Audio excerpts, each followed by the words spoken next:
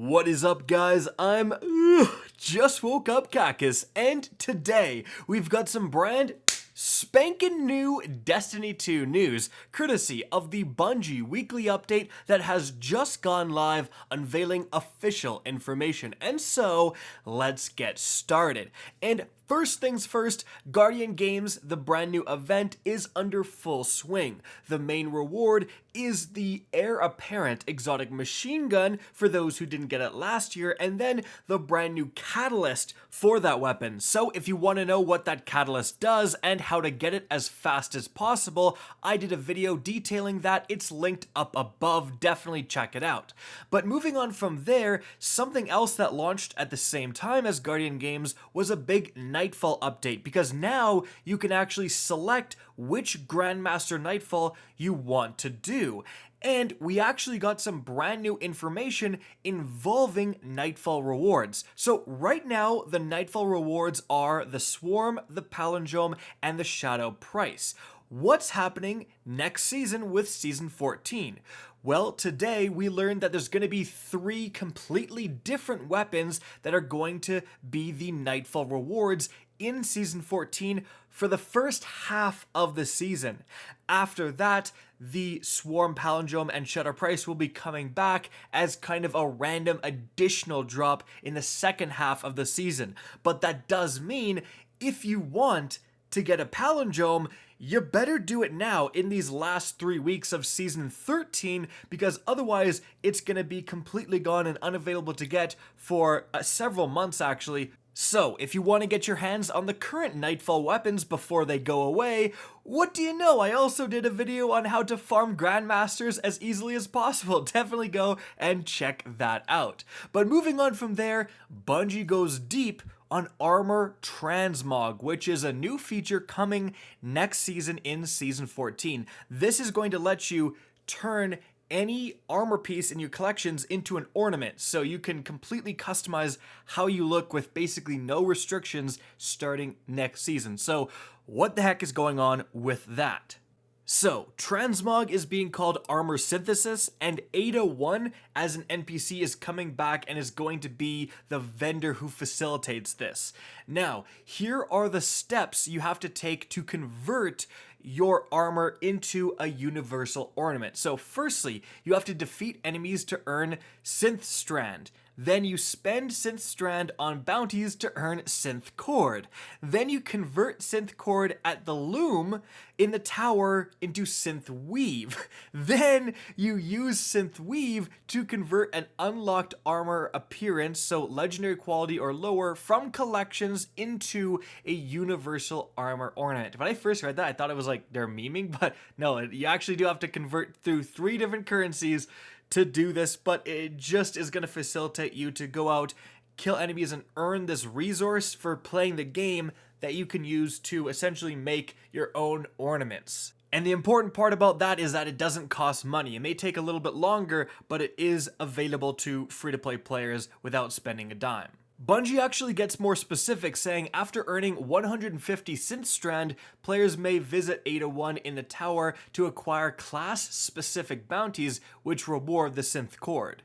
So they say there will be 5 categories of armor synthesis bounties: Vanguard, Crucible, Gambit, Destinations, or Raids and Dungeons. So here are a few examples of bounties that you will see. So for Vanguard, you have stuff like complete playlist strikes using a specific subclass, accumulate points in Nightfall strikes. For Crucible, capture zones in control matches, complete Crucible matches, and defeat opponents using specific damage types as a team. For Gambit, send and defeat blockers in Gambit, and defeat primeval envoys and high-value targets. For Destinations, defeat nightmares, and then defeat bosses while defending the Blind Well. Then for Raids and Dungeons, complete the final encounter of Raids and Dungeons, or generate orbs in Raids and Dungeons. So, pretty simplistic stuff, and you just grab whatever you actually want to do, basically. However, there is a pretty significant catch, and that is that you can only earn a limited amount of Synth Weave per season. As you can see right here, players may earn up to 10 Synth Weave per class per season, except in Season of Redacted next season, Season 14, and that is to celebrate the introduction of armor synthesis in Season of the Redacted, Season 14, players may earn 10 additional synthweave per class through the introductory experience. In total, during Season 14, players may earn up to 20 synthweave per class, which can be used either to convert 4 full sets into ornaments or 20 specific items. So that's definitely unfortunate that there's limitations on this, so you're going to need to make sure you pick your 20 favorite items to convert next season. Now, some additional information. Firstly, these ornaments that you're making from legendary armor pieces or lower, they can only be applied to other legendary armor. You can't put these new ornaments that you've made at 801 on an exotic armor piece, for example, because Bungie says they want people to be able to identify what exotic you're using. They also say there's going to be a few exceptions at launch for Year 1 armor ornaments due to technical constraints, but we are currently working on solutions for future seasons. So these exemptions include, so for the Year 1 armor ornaments that aren't going to be there, Vanguard, Crucible, Iron Banner, Faction Rallies, Prestige Raids, and Trials of the Nine, so that's pretty unfortunate. But they also continue and say ornaments can still be applied if the base armor piece is from an activity that the ornament originates. As an example, if a player owns Crucible ornaments from Curse of Osiris, they may be applied to Crucible armor pieces at no cost. However, these ornaments cannot be applied to seasonal armor. Additionally, all base armor appearances from 2018 and 2019 Solstice of Heroes events will be available for armor synthesis. However, due to an issue where 2018 and 2019 glows cannot be socketed alongside armor appearances, in the new Guardian appearance system, the glows will not be supported. Solstice 2020 armor glows were developed with the Guardian appearance system in mind, so those should work fine.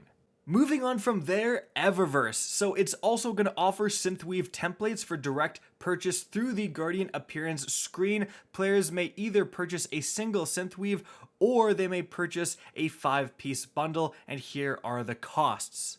Next up, Bungie says, let's talk shaders. So there is a massive update coming to shaders. If you don't know, you want to delete every single shader you own right now before Season 14. And that's because next season, as you can see right here, all of your unlocked shaders that you've ever unlocked, that you own in your collection, will be available to apply to armor universally. So when you apply a shader in Season 14, it won't use it up. You can keep applying that single shader over and over and over and over again infinitely. So that is definitely a massive improvement, but again, it does mean you want to dismantle all your shaders now to get those resources. But Bungie does say, however, they're increasing the cost of shaders in Eververse from 40 Bright Dust to 300 Bright Dust simply because it's a one-time purchase because they can be applied infinitely, which kind of does make sense. And so guys, there you have it, a ton of information about Transmog. Moving on from there, as you can see right here, we have some new Twitch Prime rewards. We have the Spicy Ramen emote, we have an exotic ship, an exotic ghost shell, and a legendary sparrow. So if you are a Twitch Prime member, definitely get those rewards. And so guys, that is it for the video. I hope you enjoyed and found this informative. If you did, please remember to help me out by simply rating and especially sharing this video. If you guys want to see more Destiny 2 content similar to this, don't be afraid to slap that subscribe button. If you want to get in touch with me and keep up to date with the latest channel activity, the best way is to follow me on Twitter at RickCacus. That's linked in the description down below. Again, I hope you enjoyed the video, and as always, have a good day.